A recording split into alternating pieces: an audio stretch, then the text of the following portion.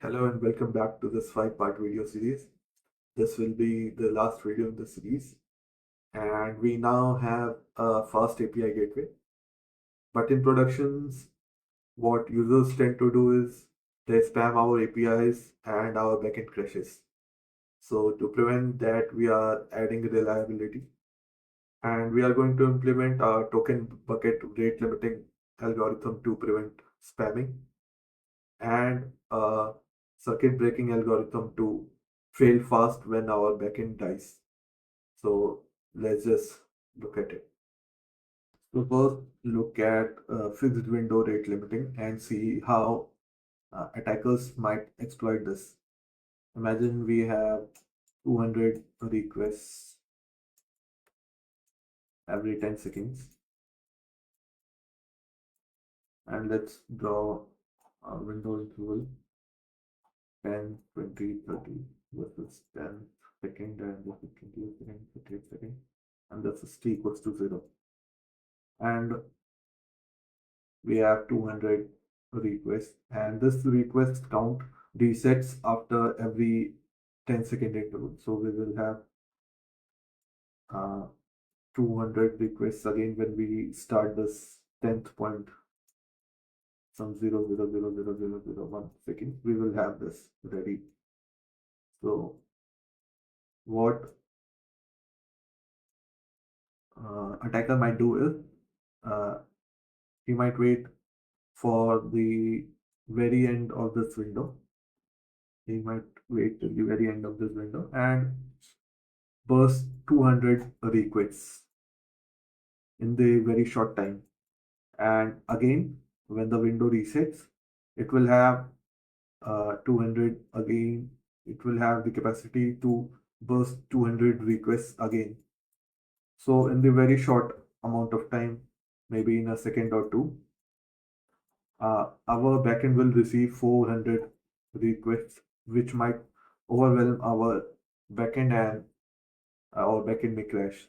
So to fix this uh, fixed window rate limiting algorithm which an attacker might exploit, we have a token bucket algorithm. And how does it work is, let me erase this first.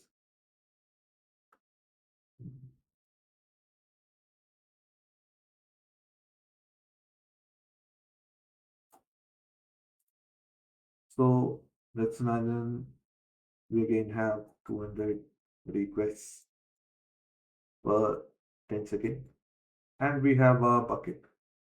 Our bucket will hold this 200 tokens when our backend service starts, and it will have 200 tokens, and one token corresponds to one request. So let's draw this interval again. T equals to 0, t equals to 10, and 20, and 30. So we also have a rate by which our bucket will be filled with tokens, and our rate, let's imagine we have 20 requests or 20 tokens, that's tokens per second. So let's imagine this scenario again. At the start, we will have 200 tokens in our bucket, and the user waits till this very end of this interval and burst 200 requests. So our backend will receive this 200 requests, and at the next moment, as our bucket will be empty because the user used all this 200 tokens, so our bucket will be empty. The attacker will not be able to send even a single request after this point, because to regenerate our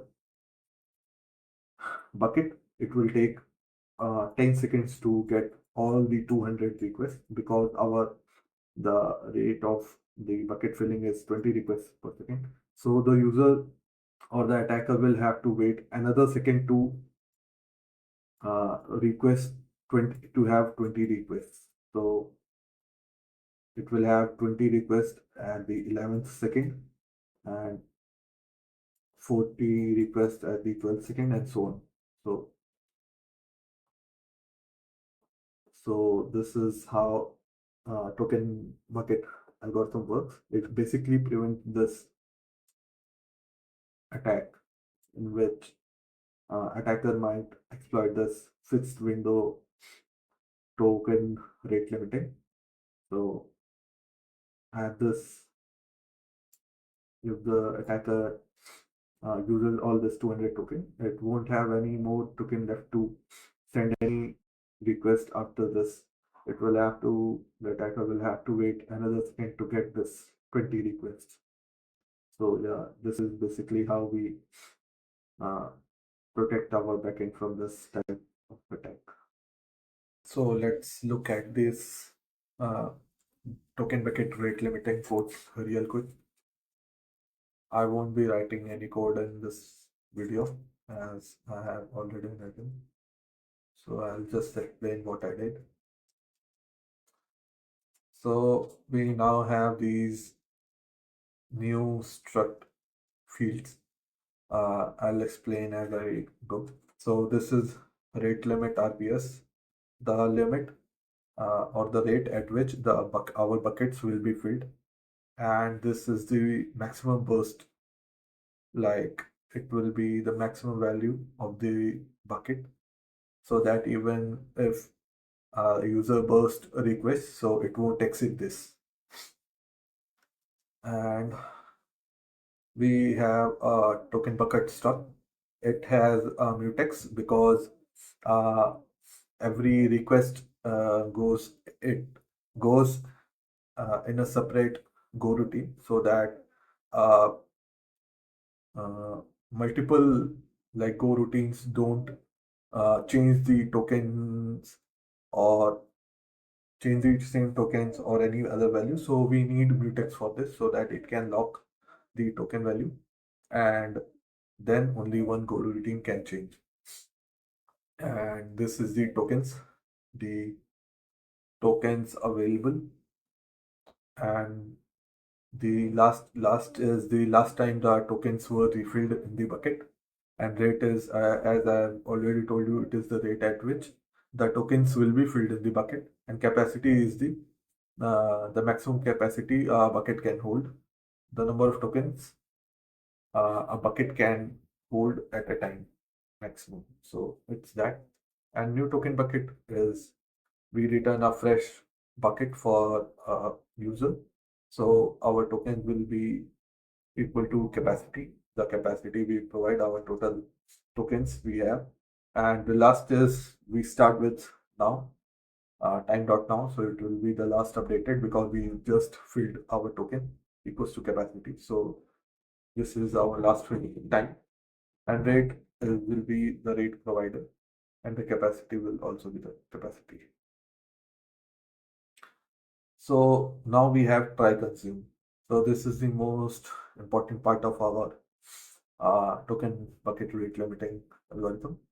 It will log the bucket, and now this now is time dot now, and we will subtract this from the tv dot last, because our, as you can see here, our tv dot last will be time dot now when the bucket was created. So it will be subtracted from the now, the current time. This will be the correct current time will be subtracted when the bucket was created. So we will get the elapsed time, like uh, the bucket was created at 0th second, and we are sending request at the 5th second. So we will have that. And our last changed will be dot now. Because we are going to fill this bucket now, and tokens will be elapsed time, like 5 seconds was elapsed, and token bucket rate, let's just say it was 5 to 25. But we need to also check it does not exceed our token bucket holding capacity. So that if we get in this scenario, like we have 5 second elapsed, but our token total bucket count was only 20 tokens. So 5 into 25, and our rate was 5 tokens per second. So 25 exceeds 25 exceeds the capacity of 20, so our token will be equal to 20, so that it does not exceed the burst capacity. And if our token, if we have token greater than or equal to 1, or that if we at least have one token, we return true, that we can proceed with the request, or we will return false, and we will do an HTTP error 429. So this was it. And let me just show you the middleware. Uh, yeah, so this is the rate limiting middleware. We find the service we need to attach this rate limiting. We get the API key from this header, from the request header, and our key will be equal to API key. So we will be holding in a map, sync.map, which is which protects us from the race condition. So sync.map, the key will be this API key, and the value will be our token bucket start. So our key will be API key and our value will be token bucket start. And if we don't have an API key, suppose we have an anonymous user, so we still get this IP address from the user, and we store the IP address instead of the API key. So it is like that. So if the user does not want to reveal themselves, so we use this to get the IP address, and we we initialize some starting value. If the configuration does not provide any rate or burst limit, we set it here. It will be a default value, and so yeah, and if the rate limit RPS, let me show you the struct.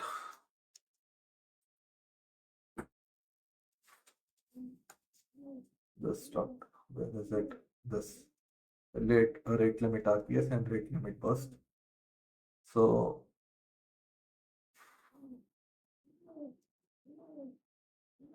where did we go?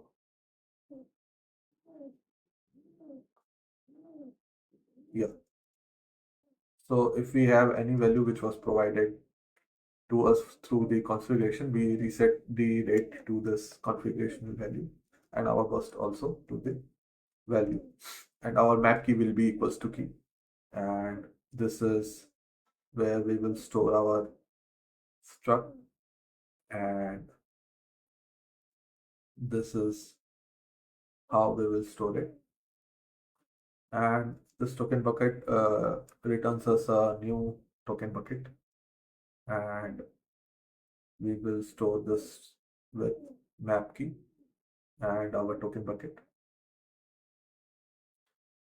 So yeah, and here we are typecasting it to token bucket because the sync map only stores the interface, so we are typecasting it to this token bucket. And this is try consume, as we mentioned earlier.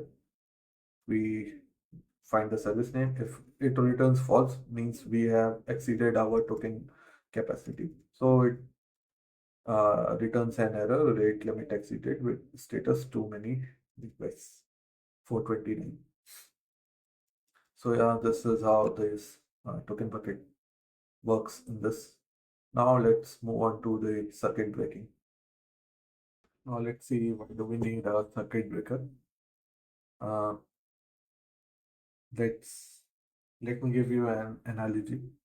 Uh, we have appliances on our home, and let us say there's a fan and then a heater of some kind, an AC, all this. And you must have noticed you have a thing called MCB attached, MCB installed, sorry, MCB installed somewhere in your house, and it has switch, a switch kind of thing. When the imagine when the current flows too high,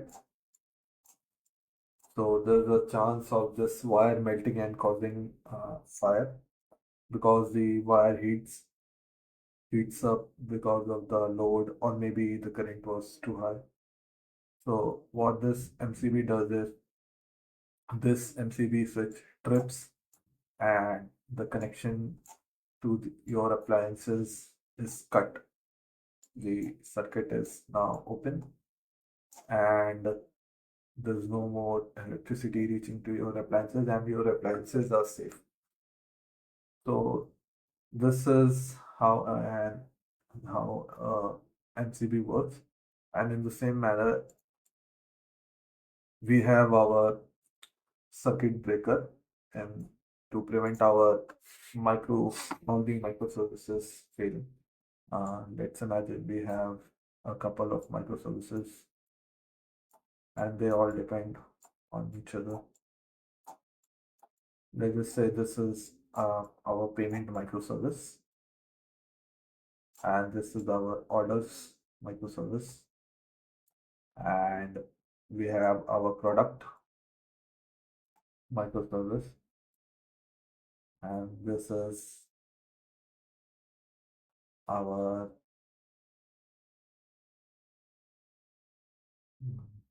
let's say cart microservice. So what happens is, let's imagine our payment microservice fails, and we cannot proceed with the payments.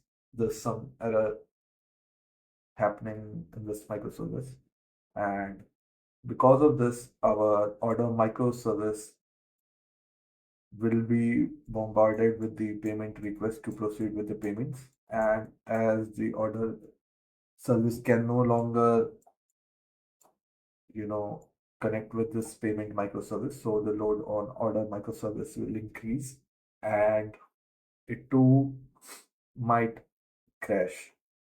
And because of this, our product page, our product, our product microservice might also crash. And because of this, our cart microservice, because the cart has product details, so if our product microservice does not work, so we cannot display it in our carts too. So it is a cascading failure. Because of one microservice failing, it will cause all the microservices, all the other microservices fail, and overall your app might just, crash. So to prevent this, we implement our circuit breaker pattern. As as long as we see this payment mm, uh, microservice can no longer proceed with the request, we trip our service, our connection open, and we can directly show on our orders page that payment is not working as of now, and you can try again after some time. You must have seen this someday or the other, that payment is not working. So this is actually how we handle. We fast failure.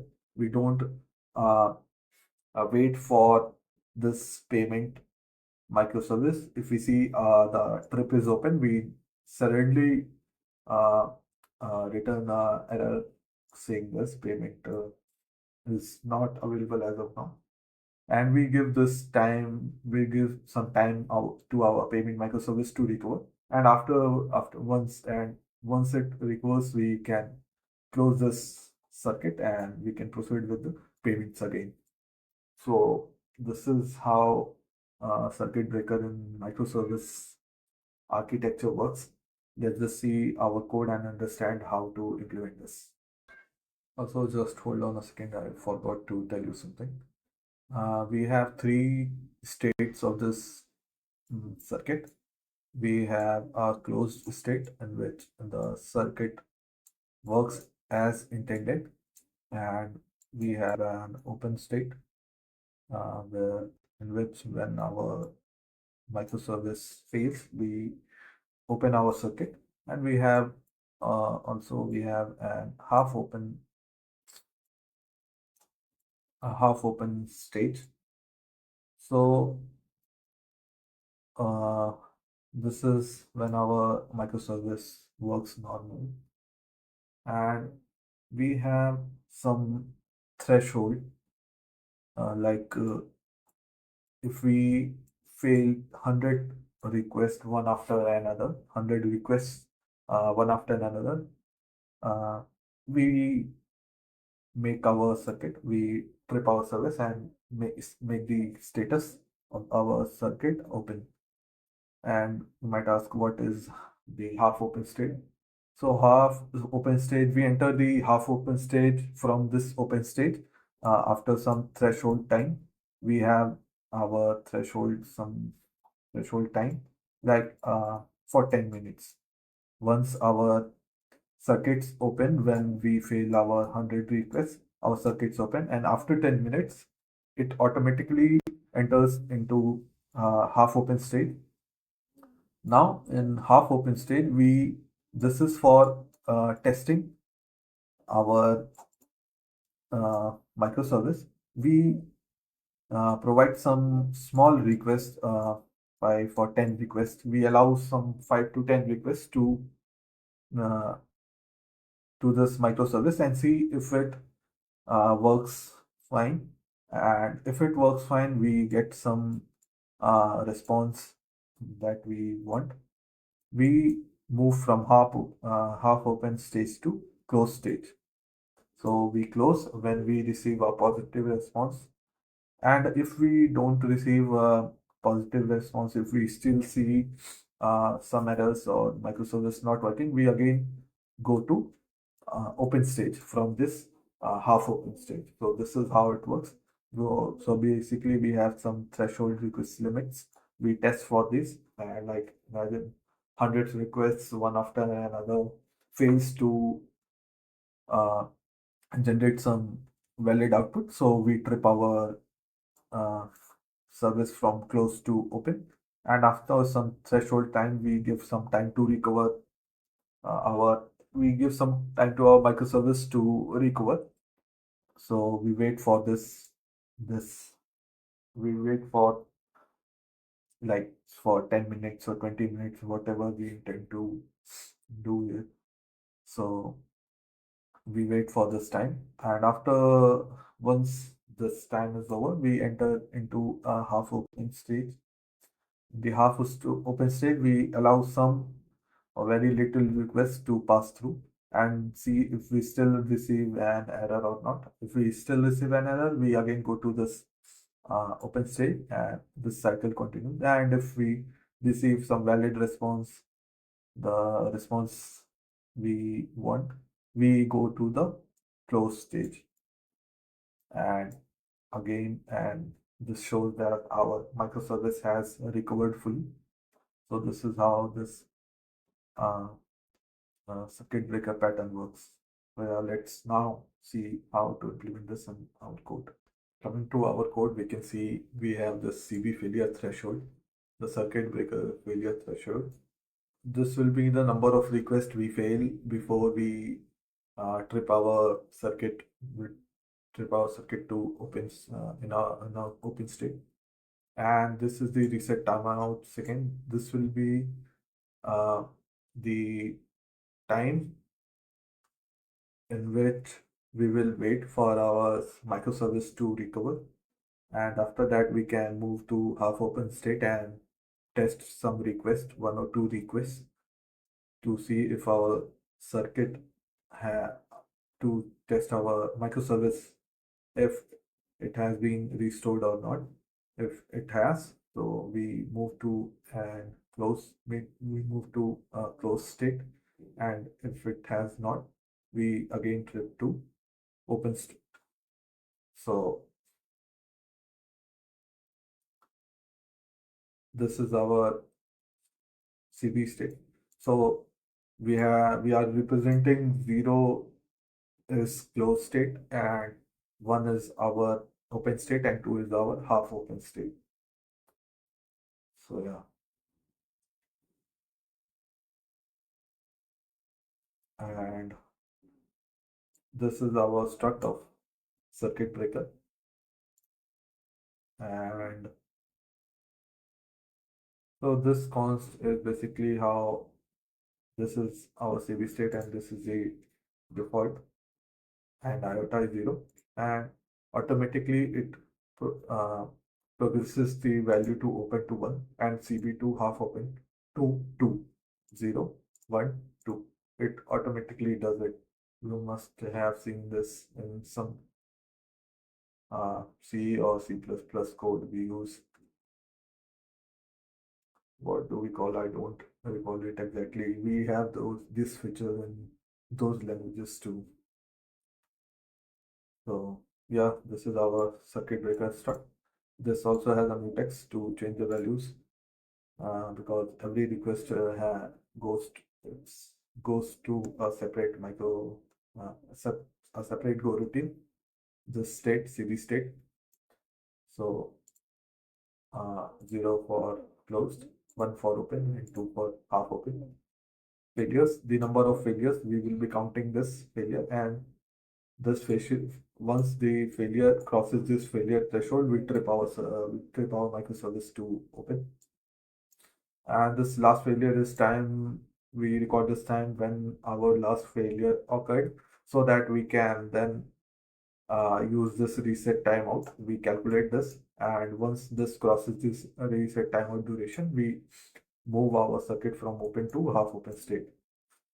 And half probe is number of requests we allow during the half open state, so that we can check if our microservice is recovered or not. So this is our failure threshold reset timeout. We get this from our config file, and we return a circuit breaker struct. So if our threshold is less than 0, we have a failure threshold of 5. If we consecutively fail 5 requests, we trip our service. And if our reset time was to 0, we give 10 seconds. We wait for 10 seconds after this 5 failures. We wait for 10 seconds and move our circuit from open to half open state. And this is how we return new circuit breakers with all the default values. So yeah, say now moving on to this function allow request. This will return bool, so that we can check if we can allow a request or not. If the circuit is closed, we can allow a request to pass. So we check this. We use mutex, of course, and we have this time. In case we fail, we have this time to calculate, and switch.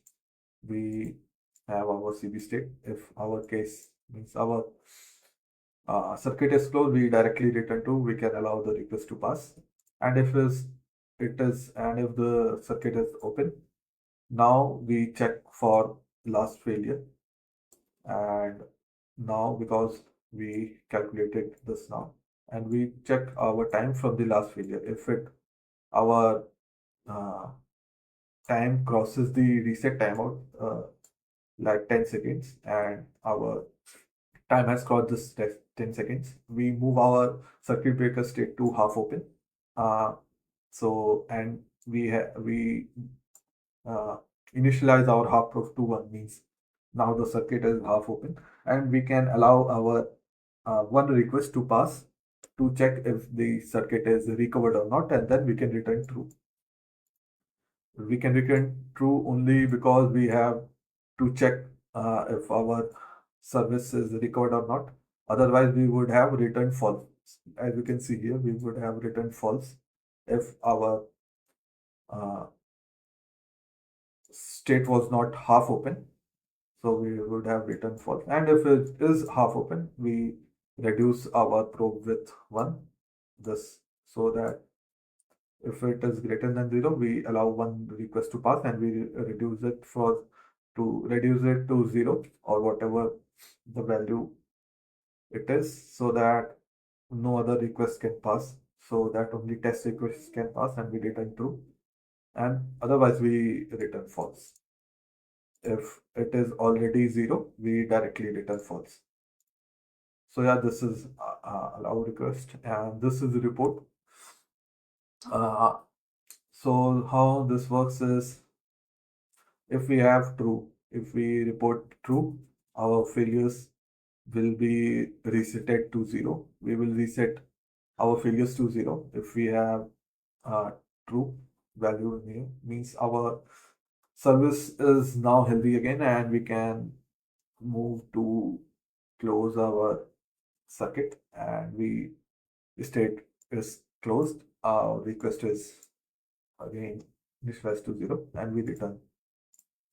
And if uh, we have false, so we increase our failures, like we increase our value of failure, like we failed with this service, and we calculate the last failure time. And the time if the failure exceeds the threshold, we open the state. And if our state is half open, we open the state. We open the state here on the half open, because in report we have received false, means our request uh, could not be fulfilled in the half open state. So we again open it to give it the time to recover, to give our microservices the time to recover. And this is the state. This is how we get the state. So we lock and we return the state if it is open, half open, or closed. And this is how we do. And let's move on to the last part. This is the circuit breaker middleware. So we find the service. If this service is nil, we directly move on to the next middleware and return. Or if it is not nil, means we have a service which requires this circuit breaker. So we get a circuit breaker struct, which we get an instant of that struct which we earlier saw in this video. And this is the service route we get. And yeah, we get a new circuit breaker here, and we provide the threshold which we get from the YAML config, and we are also the reset time of seconds. So this is how we create, and this is the circuit breaker map we apply on our route so that we can get this.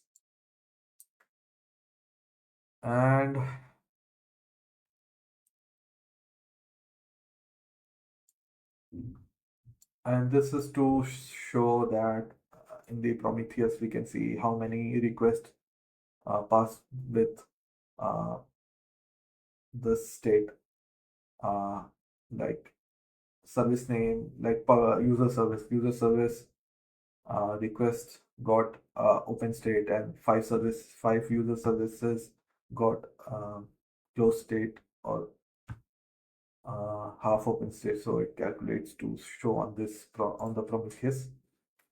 And if we cannot allow the request, we say the circuit opens for service, rejecting request, and we return an error, service temporarily unavailable, and we return because we are unable to send the service because the microservice is broken. And this status recorder, as you can see, I have already talked about this in the earlier videos. And we call the next service TTP, means the next middleware. And if our status code is greater than 500, so we report false, else we report true, because we get after passing this we get what we can say, we get this status code. And if our service our status code we get from the microservices of error, we report it to the server, to this circuit breaker. And else, if the greater than is true, if else we report it. So again we do the same as we did it here. We again calculate how many services were uh, how many requests we did with a particular circuit breaker state, like five requests with open state or 10 requests with closed state. So it is to show on this from on the Prometheus graph the code to show this is here. We have this, as you can see. Mm, This is for rate limiter. We see number of requests rejected by the rate limiter, and this is for circuit breaker state per service. 0 for close, 1 for open, and 2 for half open. So this is it. Our video is now complete. If you have any query, you can drop it in the comment box uh, so that I can see and respond to you. So this is it. I hope you have learned anything, and if there's anything you want me to change in my teaching style or anything, you can write it in comment too. That's it for this series. See you all in the another one.